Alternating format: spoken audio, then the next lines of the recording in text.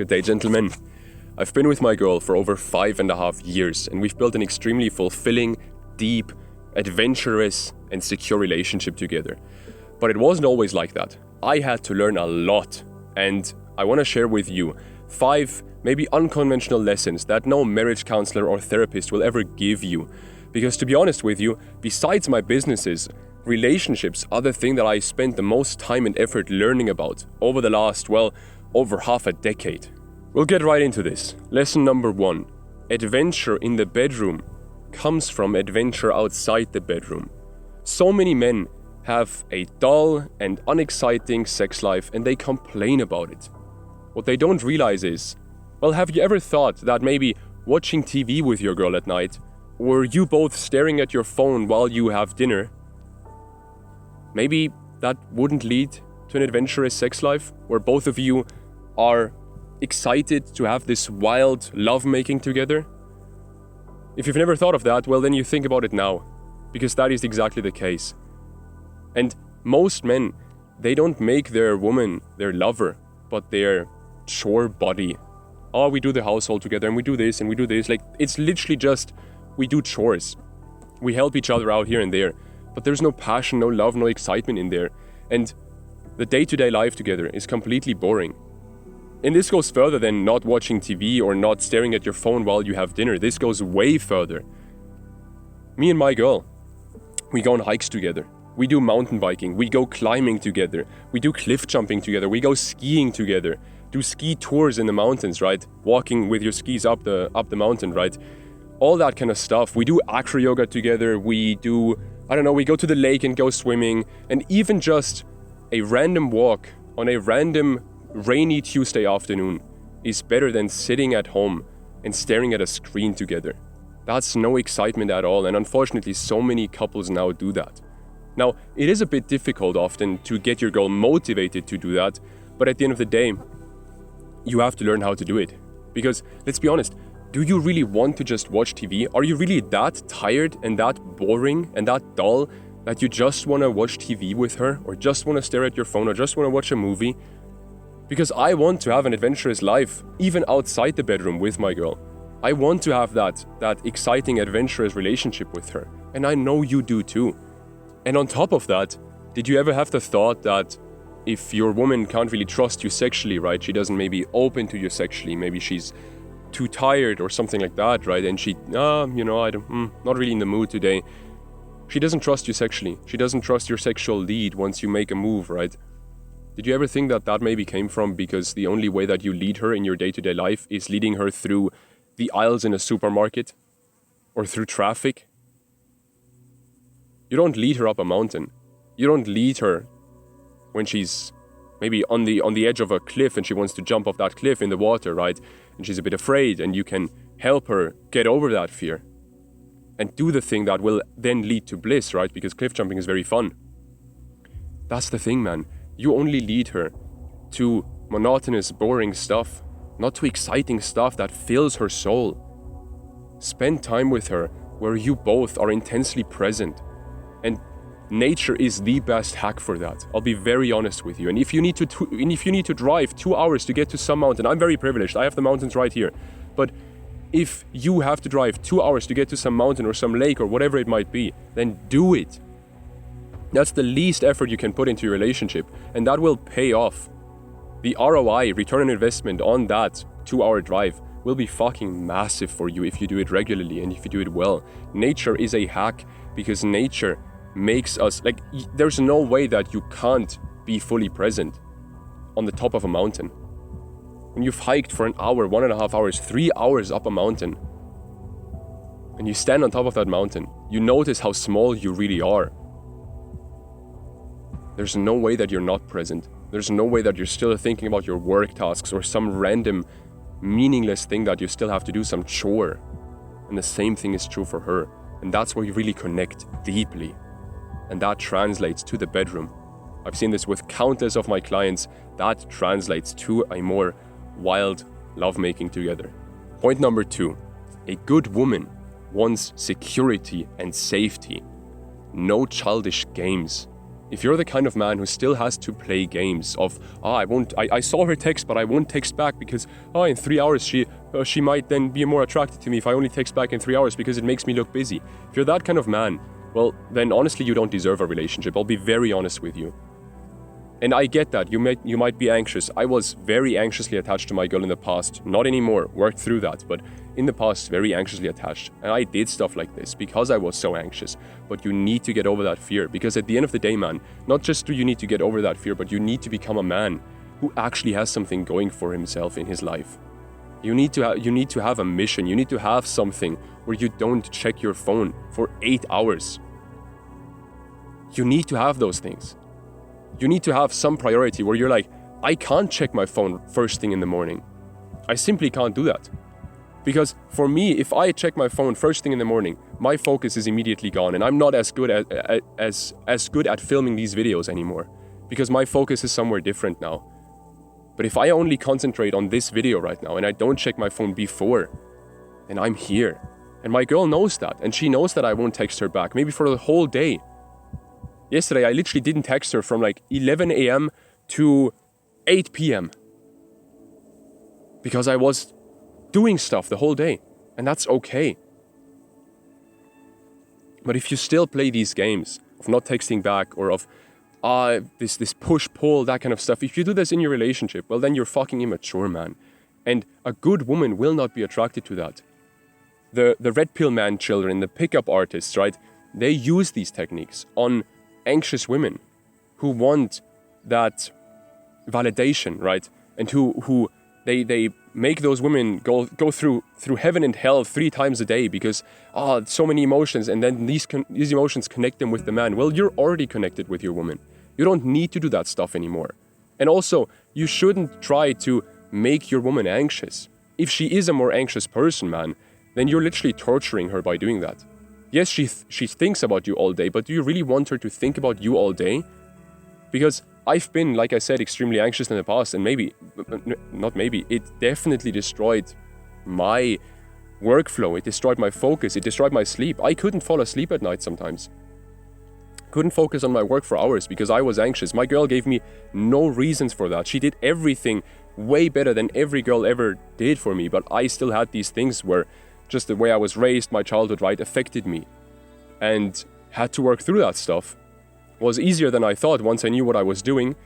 But at the end of the day, man, you're torturing her if she's a more anxious person by doing push-pull or all these games, all this childish stuff. Give her security, give her safety. That's what she really wants. And by the way, that's where she can open to you fully, emotionally, physically, sexually, mentally, spiritually. She can fully open to you, and that's what you want. Let's be honest with you. Let's be honest with me here. Sorry, I'm German, by the way. Sometimes my English isn't perfect when I get into this flow state here, but you get the point. Be honest with me here. The most incredible sight that you can see in your woman is her opening to you fully. Sexually, emotionally, whatever it might be. That's incredibly beautiful. It's gorgeous. That's what you want, but she can't do that if you don't make her feel safe. Especially if she is someone who got hurt in the past, maybe not by partners, but by her parents, by friends, whatever it might be, right? A person who is more anxious, and anxious attachment style runs more in women than it does in men. So, be careful with this stuff. Don't play games. Who wants a man-child as a boyfriend or as a husband? Nobody does. And this gets me right to point number 3. There's this saying of, if you like a flower, you pluck it. But if you love a flower, you water it daily. Now, before I tell you how to do that in your relationship, because that applies very much if you have a more feminine partner. And feminine, I don't mean female or male role models. When I say feminine, masculine, I mean feminine and masculine sexual energy, right? At the end of the day, man, the cow just sneezed. That was funny as fuck. Bless you. At the end of the day, I need to ask you this before telling you how to actually water your relationship and water your woman, right, in that sense. The thing is, do you want a woman who is radiant, like a beautiful flower? Or do you want a woman who's dull and looks older than she actually is and looks kind of ill? like a rotten fruit. I know what I want, and I know what you want as well. The thing is, let me ask you this. Do you water her daily? You get that metaphor, right? Do you actually compliment her daily? Do you make her feel loved daily? When was the last time you made her feel deeply loved? If that wasn't today or yesterday, you're fucking up. If that wasn't literally you're spending time with her 2 hours ago, if you didn't make her feel loved right there, you fucked up. You fucked up right there. It's that simple, man. And you underestimate, every guy underestimates how much influence they actually have over how radiant their woman is, over how open she is. She kind of just looks different. You know this. When she's happy, she looks completely different than when she's sad and frowning. She looks like a different person. She looks 20 years younger when she's happy. You know this stuff. And you have more influence over that than you would like to admit. Why would she be radiant? Why would she be open if you treat her like your chore buddy every single day? Why would she be that? Why would she do that? She can't. And by the way, if you water her daily, you compliment her deeply from your heart, you compliment her, you praise her, you make her feel loved. This is where the 5 love languages come in. I usually don't talk about that because most people already know about this stuff, but this is where this comes in, right? I want to share lessons on this channel that people don't know yet, so this is why I don't talk about love languages, because everyone's heard of that. If you haven't, Google it, 5 love languages, you'll find that out, right? You need to figure out which are her love languages and you need to cater to those.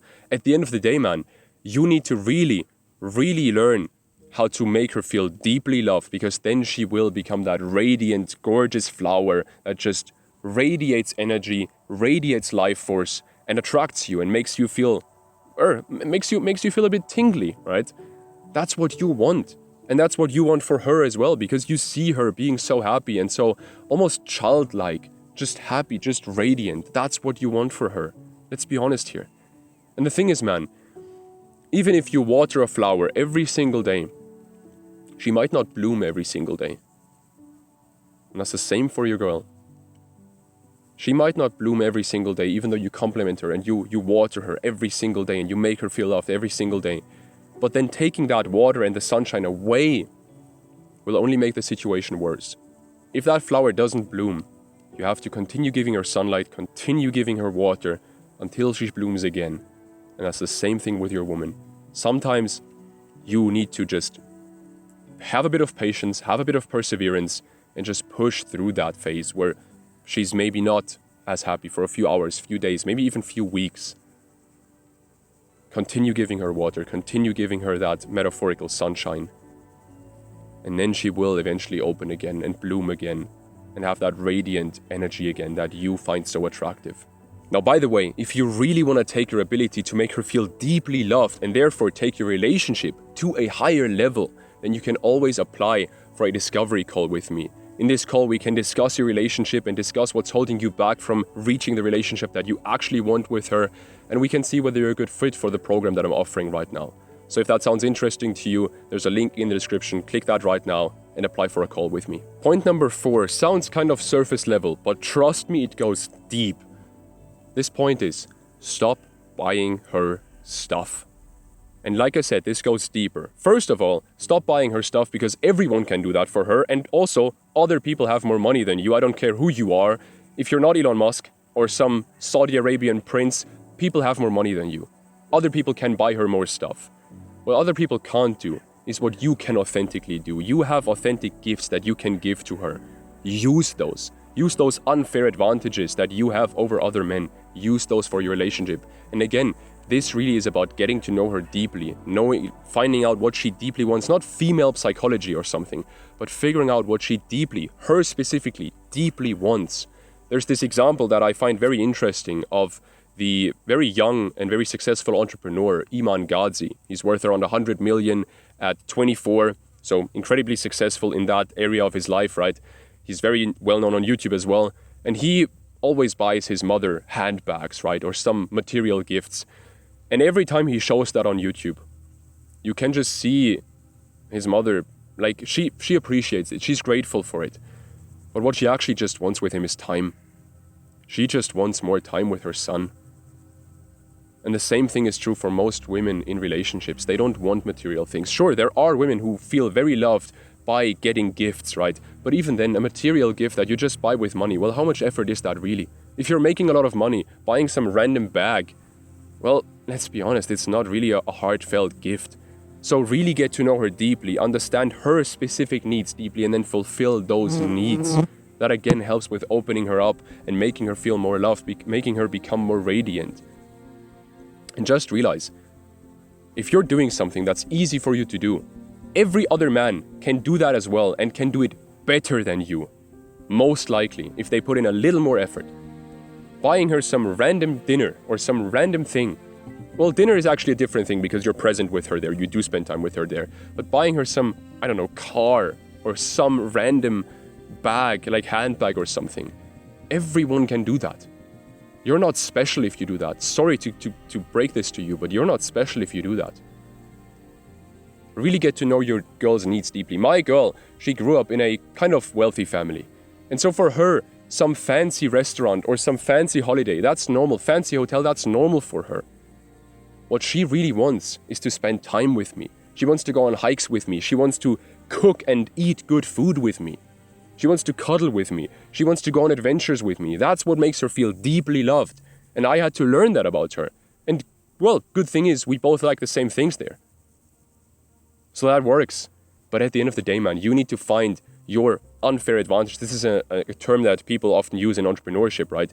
Unfair advantage. Some company has or some entrepreneur has a different unfair advantage than other people do, right?